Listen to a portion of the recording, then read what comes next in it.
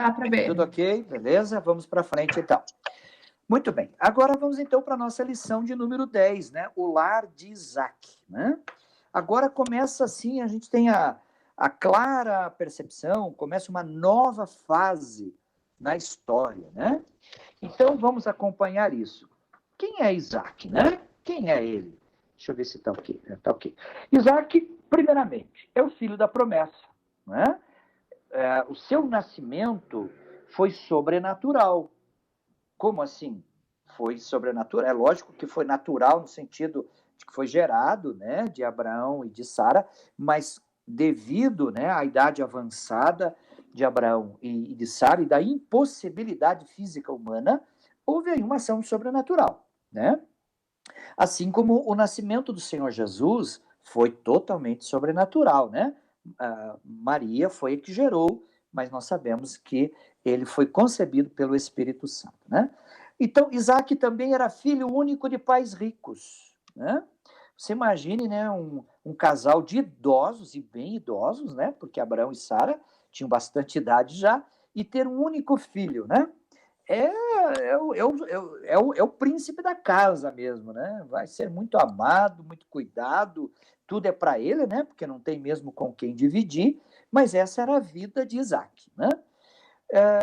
A escritura diz, né, que ele era um sujeito de caráter quieto e passivo, e nós vamos ver algumas ações aí dele para frente, né? Nesta lição que demonstram a personalidade de Isaac, a forma como ele era, sua constituição pessoal, né? A esposa de Isaac, né? Também vai compartilhar da mesma fé, né? Rebeca vai compartilhar da mesma fé. E, igualmente a seu pai, Abraão, Isaac também foi provado, né? Por quê? Porque Deus está formando uma nação, a nação escolhida, eleita, separada por Deus para cumprir na terra o seu propósito. Então, isso é muito grande, muito significativo mesmo, né? Vamos em frente. O nascimento de Jacó e Esaú, isso está na página 238 da sua apostila, por favor, abra lá, página 238 e 239, e o texto bíblico, que é importante a gente ler, está em Gênesis, capítulo 25, do versículo 19 até o 26. Acompanhe aí, por favor. Repetindo, então, Gênesis 25, do 19 ao 26. São estas as gerações de Isaac, filho de Abraão, né? Abraão gerou a Isaac, era Isaac de 40 anos, quando tomou por esposa Rebeca, filha de Betuel, o arameu, de Padã-Arã, irmã de Labão, o arameu. Isaac orou ao Senhor por sua mulher, porque ela era estéril. E o Senhor lhe ouviu as orações, e Rebeca, sua mulher, concebeu. Os filhos lutavam no ventre dela. Então disse: se é assim, por que vivo eu? E consultou ao Senhor. Respondeu-lhe o Senhor: duas nações há no teu ventre, dois povos nascidos de ti se dividirão. Um povo será mais forte que o outro, e o mais velho servirá ao mais moço. Cumpridos os dias para que desse à luz, eis que se achavam gêmeos no seu ventre. Saiu o primeiro, ruivo, todo revestido de pelo, por isso lhe chamaram Esaú. Depois nasceu o irmão, segurava com a mão o calcanhar de Esaú, por isso lhe chamaram Jacó. Era Isaque de 60 anos, quando Rebeca lhes deu a luz, né? Então, as provações estão aí, né? Primeiro, Rebeca era estéril, né? Ora, como que essa promessa de Deus iria se cumprir, né? De fazer de Abraão uma grande nação, se agora o seu filho casara com uma mulher que não podia dar filhos, né? Aí entra a ação de Deus mais uma vez. O que aconteceu? O texto bíblico está dizendo que Isaac orou ao Senhor. Ele orou. E o Senhor ouviu as orações de Isaac. E Rebeca concebeu, né? E dentro dela estavam sendo gerados, então, gêmeos, dois meninos, né? Como nós sabemos muito bem. Só que ela passou por uma gravidez difícil, na verdade. Porque o texto bíblico diz assim, ó, os filhos lutavam no ventre dela, então disse, se é assim, por que vivo eu? Né? Ela deve ter passado uma gravidez muito complicada mesmo, muito difícil, acho que ela temia até a morte, né? Porque os meninos lutavam dentro dela, os gêmeos, né? E aí ela perguntou a Deus, ela consultou o Senhor, que é o que diz o texto bíblico. Veja como é importante essa união dentro do propósito de Deus, né? Isaac casou com uma mulher que também conhecia o Deus dele. Por isso, numa situação adversa como esta, o que fez a esposa de Isaac foi consultar a Deus, né? Isso é uma lição para nós. E Deus vai dizer o quê? Olha, não é que Deus estava simplesmente só respondendo a oração, mas aqui é uma palavra profética, que Deus diz assim, no teu ventre tem 2 povos, né? Que vão, e eles vão se dividir, um vai ser mais forte do que o outro, e ainda o seguinte, né? O mais velho vai servir o mais novo, né? Então, veja, são caminhos que só Deus pode traçar. Né? Isso não estava planejado por Isaac e Rebeca. Isso foi plano de Deus, porque era assim que Deus queria tratar essa questão. Né? Então, como eu citei para vocês, foi um sinal profético de Deus aí. Né? Agora, vamos avançar. Vá para a página 240, tá? 240 a 243, tá?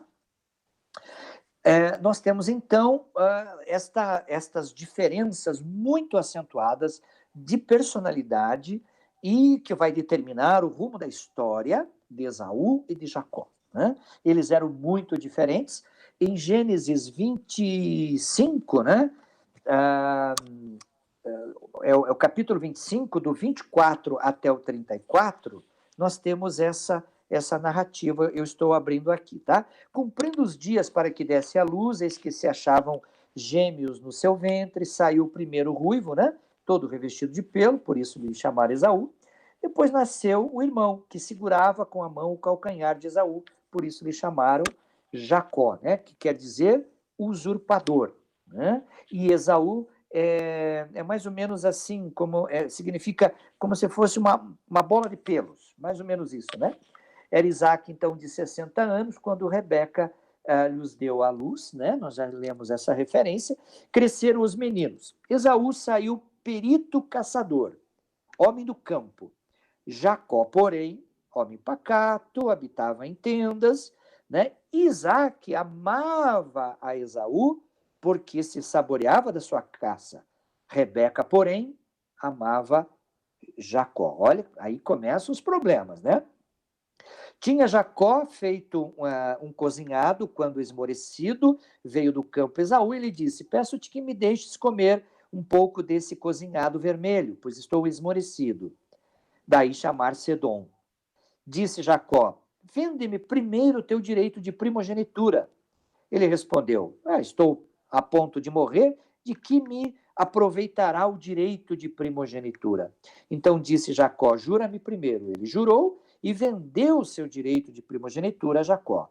Deus deu, pois, Jacó a Esaú pão e o cozinhado de lentilhas, ele comeu e bebeu, levantou-se e saiu. Assim desprezou Esaú o seu direito de primogenitura.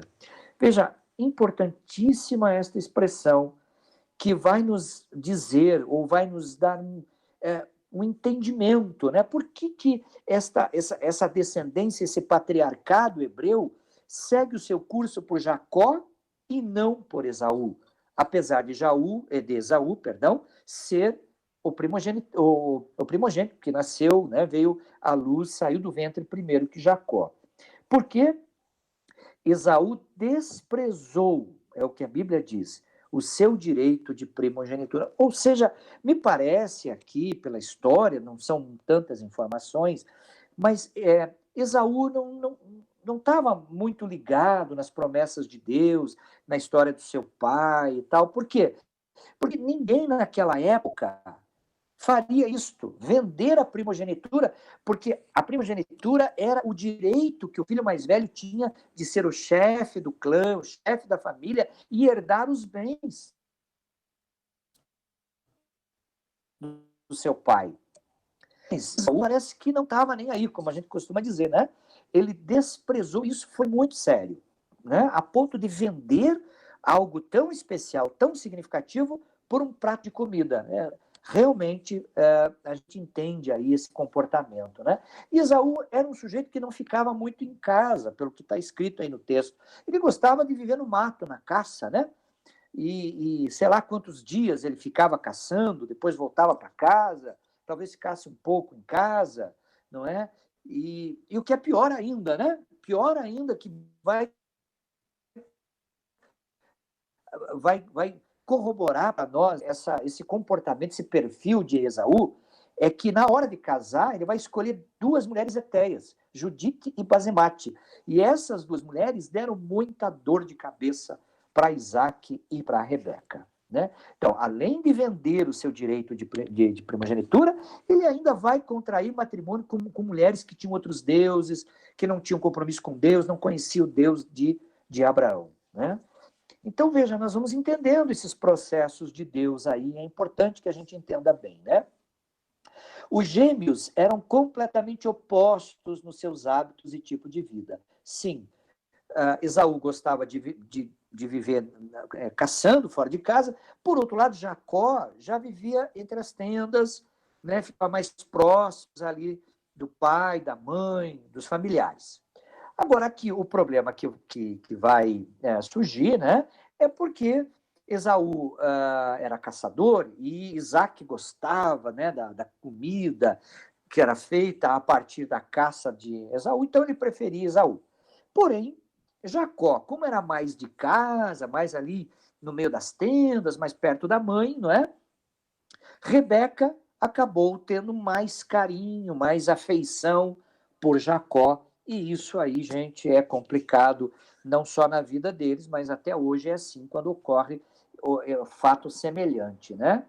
Então, isso também traz para a gente a lição de que as famílias, independentemente da cultura, do tempo em que viveram, da região em que viveram, elas têm problemas muito similares. Né? Esse problema que Isaac e Rebeca tinham em relação aos filhos, hoje, a gente vê hoje, né? Tem pais aí que têm dois filhos, gostam mais de um, menos do outro, às vezes tentam até esconder, né? Tentam disfarçar, como a gente diz, mas uma hora ou outra acaba, né, se revelando, se entregando, né? E aí isso começa a gerar mágoas, ressentimentos, enfim, os problemas que vão surgindo a partir disso, né? Então, a preferência de Isaac por Esaú e de Rebeca por Jacó teriam resultados muito tristes, né? Causaram uma divisão na família, ok? Vamos para frente? Próximo slide, né? Vendendo, então, a primogenitura. Esaú vendeu a sua posição de chefe de família e de todas as bênçãos que a acompanhavam. Já fizemos esse comentário, né? A atitude de Jacó em enganar o pai e o irmão foi vergonhosa. Sim, isso, né, a gente sabe pelo texto bíblico o que aconteceu, né? Depois que Esaú se comprometeu a vender o seu direito de primogenitura por um prato de comida, né? Rebeca, que amava Jacó, disse: bom, agora o meu filho Jacó é que vai receber herança, ele vai ficar rico, né? Era o filho preferido. Porém, a bênção da primogenitura teria que ser dada a Esaú, e Isaac estava se preparando para isso. Só que Isaac já estava, pelo que o texto bíblico nos conta, envelhecido, com problemas de saúde, já não enxergava muito bem, né? Já estava, assim, talvez muito senil, né? E quando chegou, então, o momento em que Esaú deveria receber a bênção da primogenitura, o que Rebeca faz? Quando Esaú está fora, caçando, ela chama Jacó e diz o seguinte: meu filho, nós vamos fazer uma coisa, tá? Você vai receber a bênção da primogenitura. Só que o teu pai, ele precisa pensar que você é Esaú e não Jacó. Então vestiu Jacó, como nós sabemos, né, com pelos, porque Esaú era muito peludo, né? ela aproveitou a própria roupa de Esaú, que já cheirava mato, cheirava bicho, né?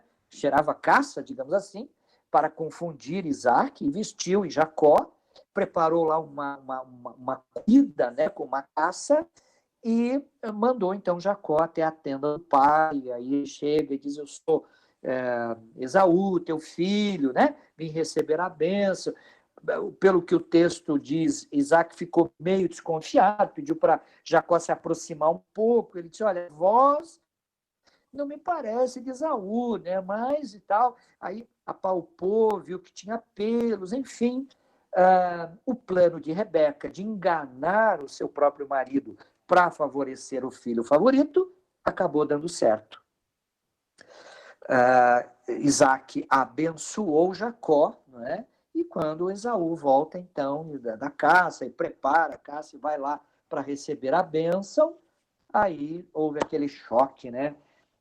Isaac vai dizer: mas como? Você já esteve aqui, eu já abençoei. Não, não é? Era o meu irmão, etc. Né?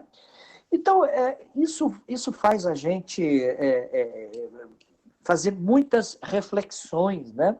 Porque é o seguinte, nós não precisamos ajudar Deus, né, para Deus fazer o que Ele quer fazer.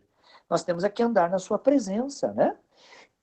Esse comportamento de Rebeca e Jacó vão trazer graves consequências. E se você fizer uma linha histórica, você vai ver que Rebeca era irmã de Labão. E Labão é aquele que vai passar a perna em Jacó, que passou a perna no pai. Quer dizer, a família era meio complicadinha, eles gostavam de fazer uns truques aí, né? Fazer umas artimanhas, né? Rebeca também, né, engendrou um negócio aí, Jacó comprou a primogenitura por um prato de comida. Famílias têm problemas, né? Famílias todas têm problemas. Agora, Deus é Deus, Ele está no controle de todas as coisas. Cada vez que alguém é chamado por Ele, né? Mas essa pessoa comete alguma falha no meio desse caminho, o que vai acontecer? Deus vai agir. E é o que vai acontecer com Jacó, que vai ser a nossa lição número 11 aí, tá bom? Então, Esaú vem de sua posição, já lemos aqui, né? A atitude de Jacó enganar o pai e o irmão foi vergonhosa, isso está registrado claramente aí na nossa apostila, e só pela graça de Deus é que Jacó poderia ser escolhido para herdar os privilégios patriarcais, né? Então, é a graça de Deus, é o conhecimento, é a presciência de Deus, é o plano de Deus, a soberania de Deus, enfim, é Deus no controle, tá? Por isso que nós entendemos esse processo, né? Vamos caminhando mais um pouquinho, vamos lá? A fé, então, durante a fome. Isso está lá em Gênesis 26, do capítulo 1 ao versículo 6, e na sua apostila está na página 244. Tá? Então, o nosso autor aqui vai fazer alguns comentários agora sobre a trajetória de Isaac. Né? Se você olhar aí na sua apostila, na página 244, no segundo parágrafo, diz assim: porque Isaac tinha que passar pelas mesmas provas que seu pai experimentara. A resposta é simples. Cada nova geração precisa aprender por suas próprias experiências aquilo que Deus pode fazer por ela. É uma ótima resposta, né? O que está acontecendo aqui? Houve uma fome na terra, a mesma circunstância que Abraão viveu com Sara, né? Abraão e Sara foram para o Egito. E aqui, Isaac quer fazer a mesma coisa, só que Deus não vai deixar ele fazer isso. Né? Isso está registrado aí, não é? No texto bíblico, que é Gênesis 26, 1 a 6. Deixa eu pegar o texto bíblico aqui, acompanhe comigo. Né? Sobrevindo fome à terra, além da primeira vida nos dias de Abraão, foi Isaac a avistar-se com Abimeleque, rei dos filisteus. Apareceu-lhe o Senhor e disse: não desças ao Egito. Olha a ordem de Deus. Fica na terra que eu te disser.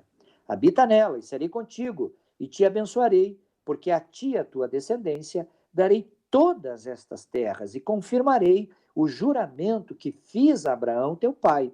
Multiplicarei a tua descendência como as estrelas dos céus e lhe darei todas estas terras. Na tua descendência serão abençoadas todas as nações da terra, porque Abraão obedeceu a minha palavra e guardou os meus mandados, os meus preceitos, os meus estatutos e as minhas leis. Isaac, pois, ficou em Gerar. Né? Então, veja só, Isaac vai obedecer a Deus. Tá? Era um momento de provação? Era. Estava havendo fome na terra, né? Mas Isaac vai entender o plano de Deus, vai crer, vai confiar, e Deus vai honrar isso, né? Isaac, então, precisou ser provado para que tivesse suas próprias experiências com Deus. Por causa da fome, decidiu ir para o Egito, mas o Senhor o impediu e confirmou as suas promessas de bênçãos, né? Veja só, Deus nas gerações. Isso é muito precioso, irmãos, porque você, eu e tantos irmãos, nós temos filhos que são geração de justos, é geração de filhos de Deus. Então, veja, a promessa de Deus, ela se estende sobre a geração dos seus filhos. Aquilo que Deus tem prometido para você, para os seus filhos, as suas filhas, no futuro, né? Isto vai se confirmar, porque Deus tem estabelecido. No entanto, cabe a nós sermos obedientes, confiarmos, tomarmos cuidado para não nos precipitarmos e tomarmos decisões à revelia, contrariando a vontade de Deus. Por quê? Porque não esperamos na direção, no direcionamento. Né? Achamos que, bem, eu estou na vontade de Deus, então eu vou tomando minhas decisões e Deus vai me abençoando. Não é exatamente assim que nós devemos pensar, né? Vamos em frente. Né? Paz na perseguição. Vá para a página 246 da sua apostila. Esse tópico está aí na página 246 e 247. E o texto bíblico é Gênesis 26, do 12 até o 32. Né? A prosperidade dada por Deus a Isaac despertou a inveja dos filisteus. Você tem a sua Bíblia aí, né?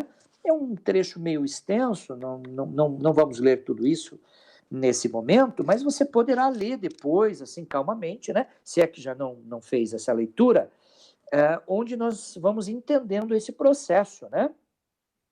A prosperidade dada por Deus gerou temor, né, nos filisteus, porque eles estavam vendo que Deus fazia Isaac enriquecer, né? Que Isaac era um homem prosperado pelo Deus do seu pai. E isso colocou medo, né? Porque vai que essa gente fica muito rica, tem muitas pessoas, eles acabam nos dominando. Isso era o temor, né, que tinha naquela época, que inclusive foi o temor lá de Faraó mais à frente, né? Porque os hebreus haviam crescido muito em número, né? Aí começou a gerar temor lá em Faraó também, né?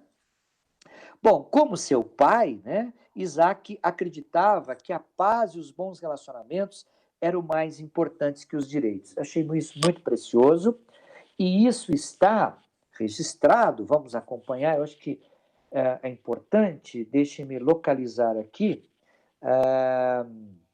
deixe-me ver só um instantinho, por favor. Vamos a partir do versículo 17, então, veja aí, Gênesis 26, 17. Então Isaac saiu dali, se acampou no vale de Gerar, onde habitou, e tornou Isaac a abrir os poços que se cavaram nos dias de Abraão, seu pai, porque os filisteus os haviam entulhado depois da morte de Abraão. E lhes deu os mesmos nomes que já seu pai lhes havia posto. Cavaram os servos de Isaac no vale e acharam um poço de água nascente.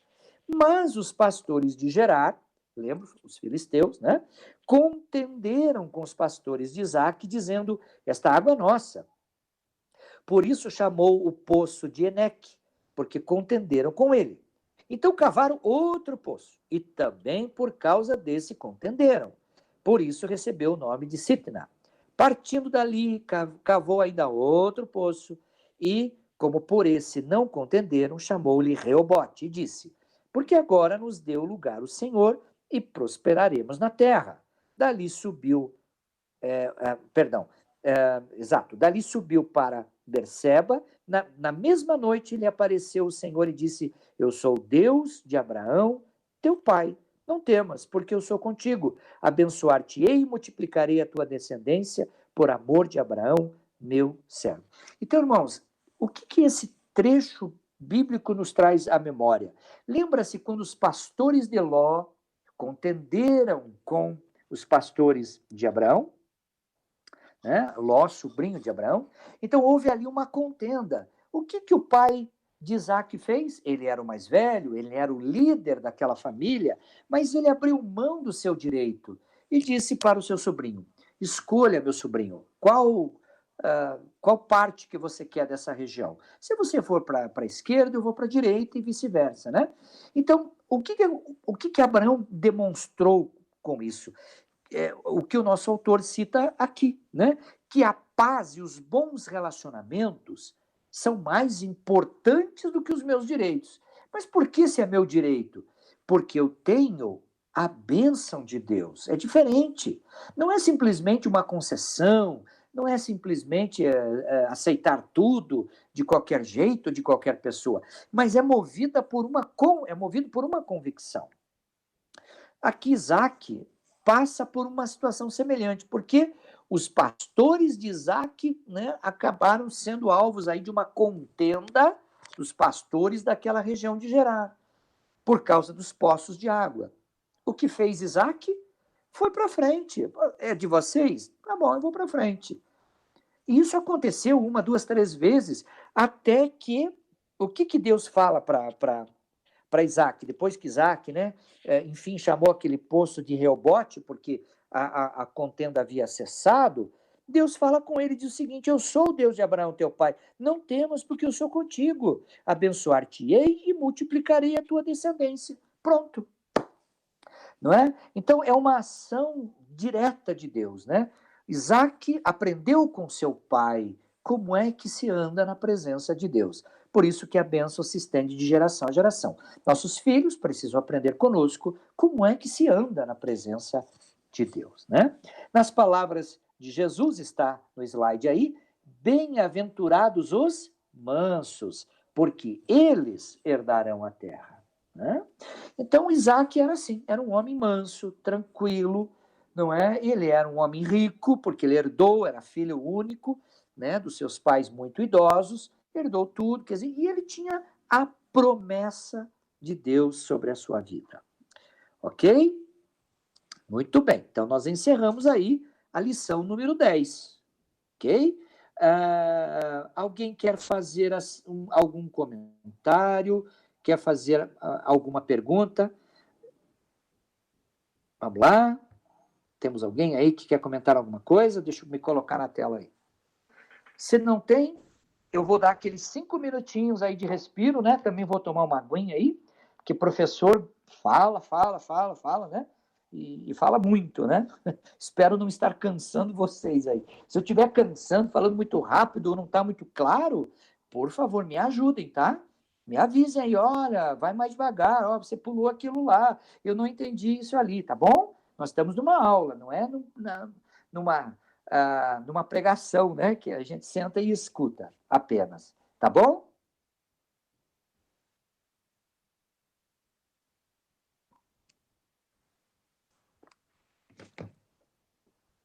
Ok, obrigado, Ricardo. Obrigado pelo retorno aí, né? Ótimo, que bom. Tá avisando aqui que o Francisco saiu, mas esse saiu é que às vezes cai o sinal mesmo, viu, gente? Isso acontece muito durante as videoaulas, né? Porque é muita gente usando, isso acaba acontecendo. Então, vou dar esse tempinho para você tomar uma água, tá bom? Ir ao banheiro, e daqui a pouquinho nós vamos para a nossa última lição.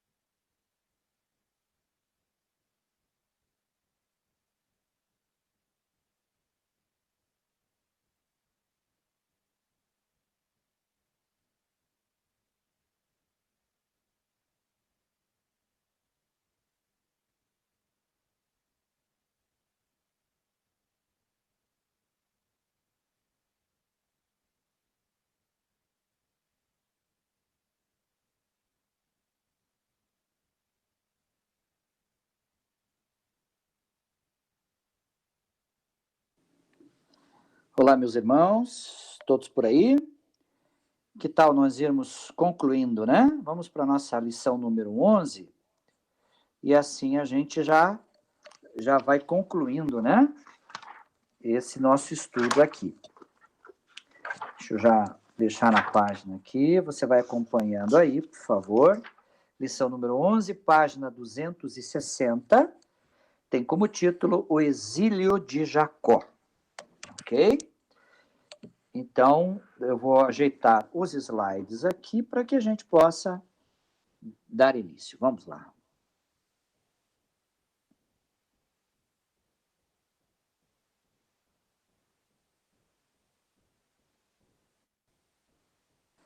Muito bem. Vamos acompanhando, então?